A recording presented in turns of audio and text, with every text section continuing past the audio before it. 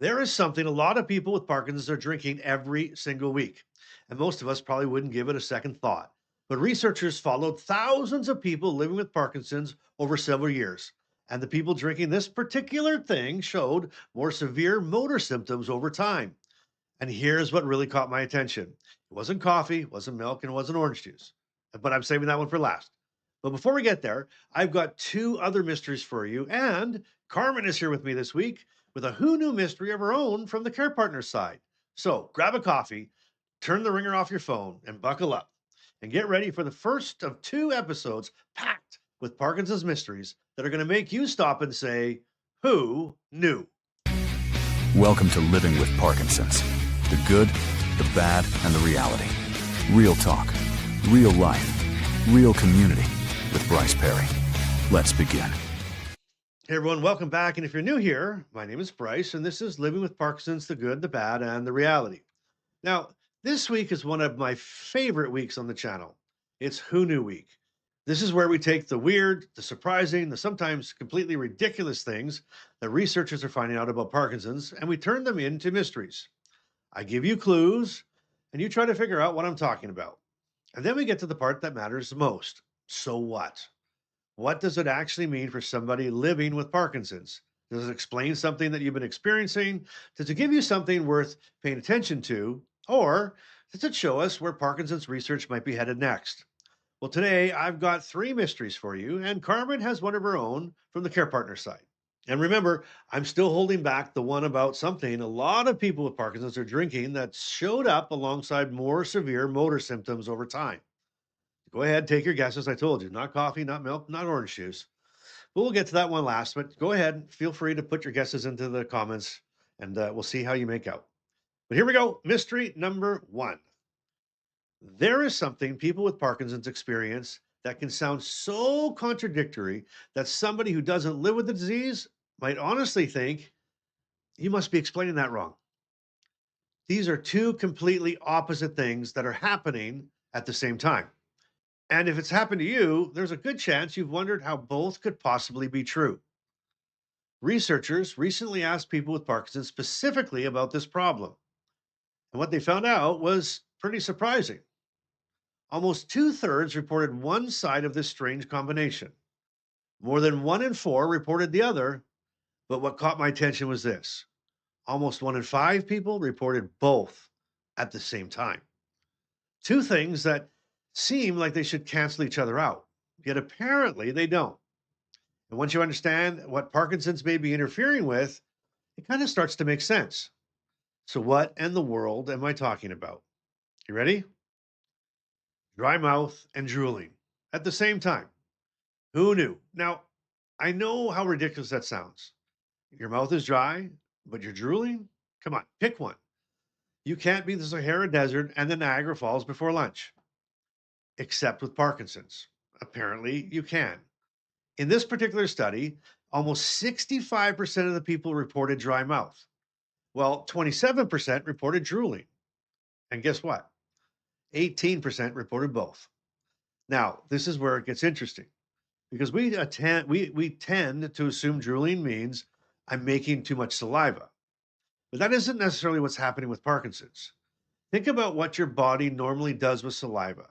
Okay, you make it, and then throughout the day, without consciously thinking about it, you swallow it again and again and again. You don't walk around saying, okay, saliva detected, commence the swallow. Mm-mm. Your brain and your body just handle it automatically. Parkinson's can interfere with some of those automatic movements. You may swallow less frequently. The muscles involved may not coordinate quite the same way. So saliva can collect in the mouth, and if enough of it collects, it can escape. That's drooling. Meanwhile, some people with Parkinson's can genuinely experience reduced saliva or dry mouth symptoms too. Medication can sometimes contribute, and other health issues can contribute. There can be several things happening at once. So somebody can have less saliva than they once did, but still have difficulty handling and swallowing the saliva that actually is there. And suddenly, the impossible combination starts to make sense. Huh. What does knowing this actually do for us? Well, first of all, this. If you've been telling somebody, my mouth is so dry, but I'm also drooling, and they look at you like you just claimed your refrigerator is hot and cold at the same time, well, you're not necessarily describing it wrong. Researchers have documented people with Parkinson's experiencing both. Second, it changes the question we should be asking. Instead of saying simply, I drool, so I must be produced too much saliva, maybe the question becomes, am I producing too much? Am I producing too little? Am I swallowing it differently? Or have I actually have more than one thing happen? Or do I actually have more than one thing happening? Because that distinction can matter when you talk to your doctor, especially if someone is thinking about treatments that reduce saliva. If your mouth is already extremely dry, that is information worth sharing. So the takeaway isn't Parkinson gives everybody dry mouth and drooling, because it doesn't. It does for me. Give me a me too in the comments if it does for you. But the takeaway is if both are happening to you, you're not crazy. And there is actually a way both can make sense. Who knew? Crazy. Here I always thought it was just me, dry mouth and drooling. What? Like that doesn't even make it's an oxymoron. People think I'm nuts when I tell them. I don't even tell people because they think I'm crazy. But here it is. It's been proven out by research. So hopefully you don't feel alone anymore if that is you. All right, number two. This one involves something so minor, so stupid, so completely ordinary that I'm betting most people wouldn't even think to tell your neurologist about this. It can come out of nowhere. It can interrupt you right in the middle of doing something. It can happen once or keep happening over and over again until you are absolutely fed up with it. Usually we wait for it to stop and then we forget all about it. But researchers notice something. This little body reaction appears to show up more often in people with Parkinson's than it does in people without Parkinson's. Hmm. One review actually reported it in roughly 20% of people with Parkinson's compared to only 3% of healthy people. 20% versus 3. Well, for something almost nobody would put anywhere near a Parkinson's symptom list, and here's another twist. In some cases, the Parkinson's medication someone is taking may actually be part of the story. Now, that got my attention because this is exactly the sort of thing most of us would probably laugh off. We wouldn't track this, wouldn't track it, we wouldn't write it down, and we certainly wouldn't want to walk into the neurologist's office and lead with it. But maybe if it suddenly started happening much more often, we should at least know that there could be a connection. So, what is it? Here's your final clue it involves a reflex. It happens suddenly. And when it hits at the wrong moment, there is absolutely no hiding it. And that is hiccups. Yep, hiccups. Who knew? Apparently, Parkinson's looked at the tremor, the freezing, the constipation, the blood pressure, and everything else and thought, you know what's missing? Hiccups. And now suddenly all those ridiculous cures make sense. Hold your breath, drink water upside down, swallow sugar, get somebody to scare the living daylights out of you. Apparently, humanity has been fighting hiccups with chaos for centuries. Now, let me be clear. This does not mean if you get hiccups, you're getting Parkinson's. Absolutely not. Everybody gets hiccups. There are countless reasons. The findings go the other direction. Among people who already have Parkinson's, hiccups appear to be reported more often than they are among people without Parkinson's. And biologically, that's actually really interesting. Hiccups are a reflex. Your diaphragm contracts suddenly and your vocal cords close. And hiccup. There are nerves, brainstorm pathways, breathing circuitry, and chemical messengers involved in that reflex. Now, one of those chemical messengers researchers are interested in is dopamine, which obviously gets our attention when we're talking about Parkinson's. There have been also reports connecting certain dopamine medications with hiccups. So it may not always be the disease itself. For some people, medication could potentially play a role. Now, here's the useful part. If you suddenly start getting hiccups much more often than you used to, if they become persistent, if they're lasting unusually long, or if they appeared around the same time as a medication change, that may be worth mentioning. A simple sentence like, This started happening around the same time we changed my medication. Could there be a connection? That's it. And maybe there is, maybe there isn't. But now you know it isn't a completely ridiculous question. And I think that's one of the things I love the most about this Who Knew series that we do every month. Sometimes the research doesn't give us a brand new treatment. Sometimes it just simply tells us that weird little thing you noticed, other people noticed it too. And sometimes that's exactly the information we needed to know. Who knew? Who knew? Who knew even hiccups could sneak into the Parkinson's list? Definitely not me. All right, before we get to our last mystery, and yes, we're still going to find out what people with Parkinson's may be drinking that showed up in research. That is that final mystery. It is now time for Carmen's Care Partner Corner. And because it's Who Knew Week, Carmen has a mystery of her own from the Care Partner side. And without further ado, I will turn you over to my wife, Carmen. Well, hello, beautiful people. And thanks, Bryce. And I'm always happy to come and join with you. Okay, here's one I found really interesting. If you asked somebody who had never lived beside Parkinson's, what do you think is the hardest on the care partner? What would they probably say?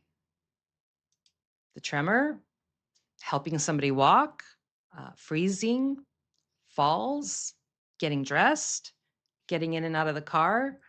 Those are the things people can see. So logically, you might assume those are the things that put the biggest strain on the person beside Parkinson's. But researchers, recently pulled together information from 66 different countries involving more than 30,000 Parkinson's care partners.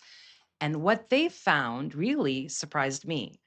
Some of the things most strongly connected with caregiver burden weren't necessarily the obvious physical problems at all. In fact, some of the biggest ones may be things almost nobody outside of Parkinson's knows is happening.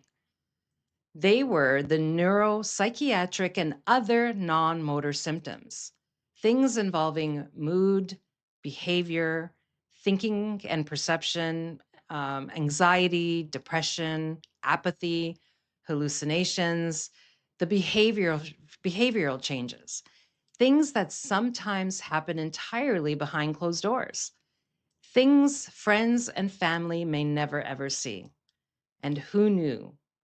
Some of the Parkinson's symptoms that may hit the care partner the hardest can be the ones nobody else notices.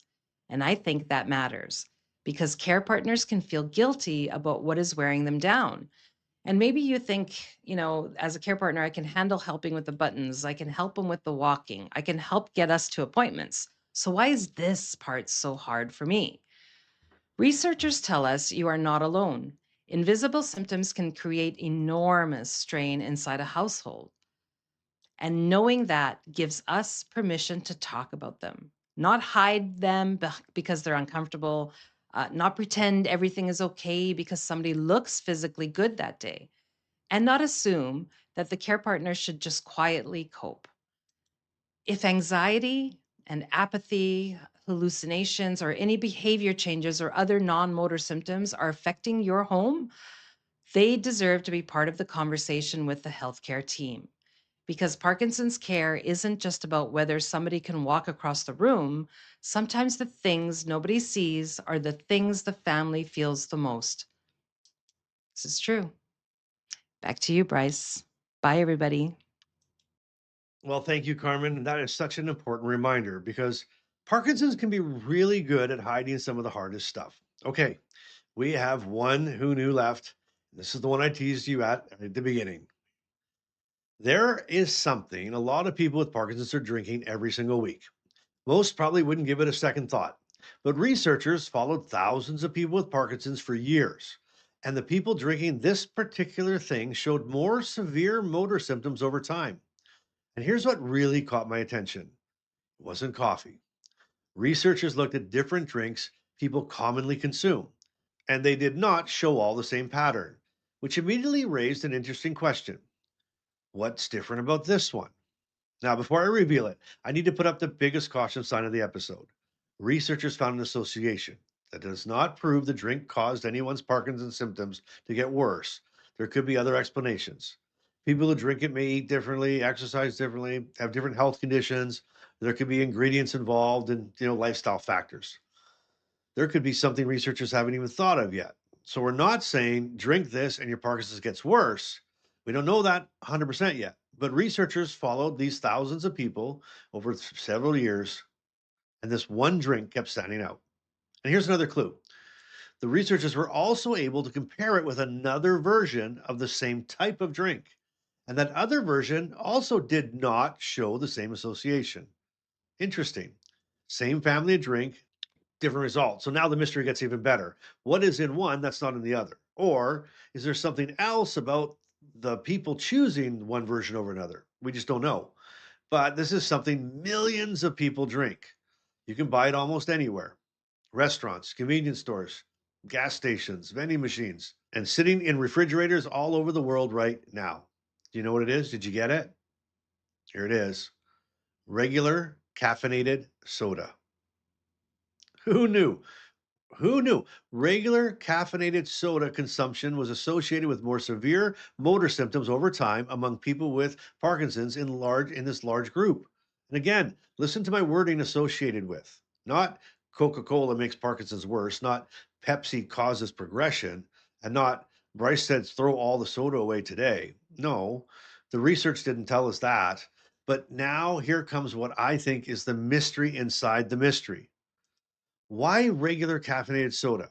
Because coffee didn't show the same pattern, green tea didn't show the same pattern. And remember, coffee didn't do this, which is especially interesting because caffeine is usually the thing everybody points to when we talk about coffee and Parkinson's. So, if it were simply about caffeine, you'd expect the other caffeinated drinks to behave the same way, but they didn't. And the group where researchers could specifically look at a diet caffeinated soda, that didn't show the same association either. So now we've got another question. If it isn't simply caffeine, then what is it? Could sugar be playing a role? Possibly. Could it be another ingredient? Possibly. Could it be something about the lifestyle of people who drink regular soda? Sure. Researchers just don't know yet. And that is what makes this so interesting. So now that we know this, what do we actually do with it? Well, for me, the answer isn't fear, it's awareness. If regular caffeinated soda is something you drink all the time, maybe now you simply start paying attention. How much am I drinking? How much sugar am I getting from it? Is it replacing water or other drinks? Would cutting back make sense for my overall health anyway? And if you're drinking a lot of it and you're concerned, maybe it becomes a conversation with your doctor, your pharmacist, dietitian, or your healthcare team. But I would not make a major dietary decision because of one observational research finding. The study doesn't tell us that soda caused the difference. What it does tell us is that the old idea of caffeine is caffeine, coffee, tea, cola, all the same thing, may be far too simple. Something else could be going on. And now researchers have another question to chase. And that's what I love about this one. Sometimes who knew gives us an answer, and sometimes it gives us a question that we didn't even know we should be asking. Who knew something sitting in millions of refrigerators all over the world might show up in Parkinson's research like that? Never thought about that before. Who knew? So, what did Parkinson's drag into the conversation today? Well, two symptoms that sound like they should possibly happen together: dry mouth and drooling, a ridiculous little reflex that appears to be reported more often in people with Parkinson's than without, hiccups. Carmen showed us that some of the symptoms care partners feel the most may be the ones that nobody outside the home can even see. And then something millions of people drink every day: regular caffeinated soda. It showed an association with more severe motor symptoms over time. Who knew? Seriously, who knew? And Thursday, on our next episode, I've got something that sounds straight out of science fiction. It could potentially help people with Parkinson's wake up feeling like they actually got some rest. And wouldn't that be fun? And that's just one of them. I also have another one that involves something Parkinson's may be changing about your body right now that you cannot detect, but somebody else can. And one more that involves something that your body is supposed to keep doing automatically while you're completely asleep. And researchers may have finally helped explain why some people wake up with some strange nighttime problems. But that science fiction one, someday you might put on a simple device before bed, fall asleep, and while you're completely unconscious, it could listen to what your brain is doing and respond at exactly the right moment. What does it use? I'm not telling you today. That's on the next episode. And now it's time to hear from you. Let me know in the comments which one of these things made you say, "Who knew" the loudest, right? Was it the hiccups, the dry mouth, the drooling? Was it Carmen's and care partner part, or maybe the soda? Tell me in the comments. And if Parkinson's does some bizarre things to you that nobody has ever been able to explain, tell me that too. Because every once in a while, the thing we think is too ridiculous to ask about turns out to be exactly the thing that researchers are studying. All right, well, there you go. And until next episode, which I can't wait for, I want you to keep showing up. I want you to keep being real. And I want you to keep doing life today. I love you. We'll see you next show.